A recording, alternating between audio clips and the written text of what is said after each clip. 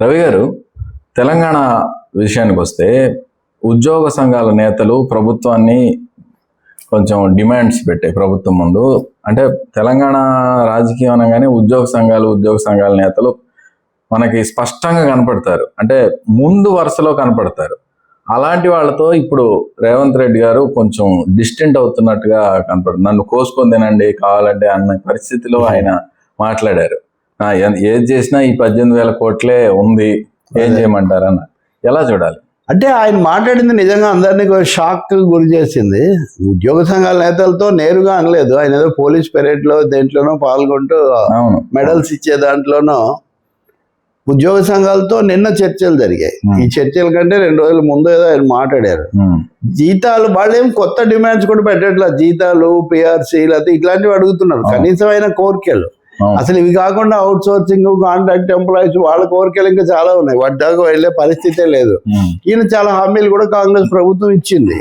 అవి అమలు జరపడం కోసం చర్చలు జరుపుతా ఉన్నారండి. ఆర్టీసీలో సమ్మె నోటీస్ కూడా ఇచ్చారు. సో ఇలా అంటే ఆయన ఇక్కడ మాట్లాడుతూ తెలంగాణ అంటే అప్పు పుట్టడం లేదు, అప్పు అడగడానికి వెళ్తే దొంగలను చూసినట్టు చూస్తున్నారు, నన్ను కోసుకొని తిన్నా కానీ రావడం లేదు, రాష్ట్రం నడవడానికి నెలకు 22,000 కోట్లు కావాలి, నా 18,000 కోట్లకు మించి రావడం లేదు అని. సో దీని మీద సహజంగా ఒకటేమో ఉద్యోగుల కోరికలను తిరస్కరించడానికి లేకపోతే బాగా కోత కోయడానికి ఇదొక ముందు మాటలాగా చెప్పినట్టు అనేది ఒకటి అర్థమవుతుంది. రెండవది ధనిక రాష్ట్రం అది ఇది చాలా చెప్పిన చోట అసలు కోసుకున్న డబ్బులు లేవు ఈ పద్ధతిలో చెప్పడం ఏంటి సార్? అసలు కాంగ్రెస్ పాలిటిక్స్ లో ఈ టైప్ ఆఫ్ అప్రోచ్ మనం ఎప్పుడు చూడలేదు. అంటే కాంగ్రెస్ ముఖ్యమంత్రులు ఎవరైనా ఉద్యోగ సంఘాల నేతలతో చాలా క్లోజ్ కార్డియల్ రిలేషన్స్ మెయింటైన్ చేసేవాళ్ళు. ఈయన ఎందుకు ఇలా మాట్లాడారు? ఈయన కూడా చేస్తారు. మీరు అన్నట్టు తెలంగాణ ఏర్పడడానికి ముందు ఉద్యోగ సంఘాలు, వాటి సమ్మెలు, సకల జనుల సమ్మె ఇవన్నీ చాలా ముఖ్యమైన పాత్ర వహించాయి. అయితే కేసీఆర్ కూడా మొదట్లో వాళ్ళ కోరికలు కొన్ని తీర్చారు, కానీ తర్వాత ఆయన కూడా డబ్బులు లేవు, అప్పులు ఎక్కువ చేశారు. 3 లక్షల కోట్ల అప్పు అనుకొని వస్తే ఇక్కడ 6 లక్షల కోట్ల అప్పు ఉంది. మీరు గతంలో కూడా విన్నారు కదా, ఇక్కడ లంకెల బిందెలు ఏదో ఉన్నాయని కొని వస్తే ఇక్కడ అంతా దివాలా కొంపలాగా ఉంది. ఈ పద్ధతిలో ఆయన మాట్లాడటం, కేటీఆర్ మరీ ముఖ్యంగా ప్రతిసారి దీన్ని ఉటంకించడం, కోట్ చేయడం మనం చూస్తుంటాం.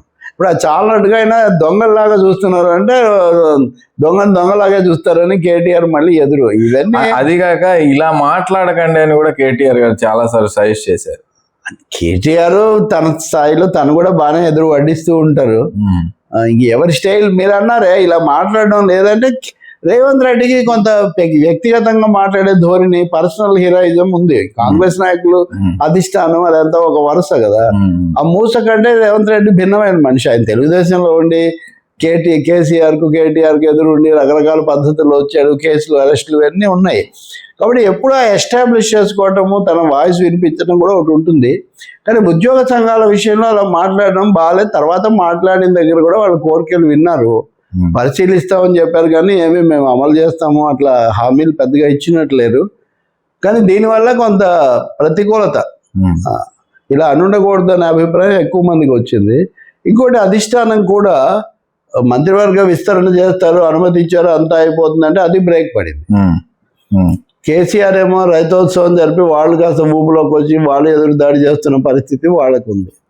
మరి రేవంత్ రెడ్డి తాజాగా నిన్న హైడ్రాను డబ్బు గల వాళ్ళు ఆక్రమించిన వాళ్ళే వ్యతిరేకిస్తున్నారు, ప్రజలు స్వాగతిస్తున్నారు, మేము ఇంకా దూసుకుపోతామని కూడా హైడ్రా తరఫున రంగనాథ్ ప్రకటించారు.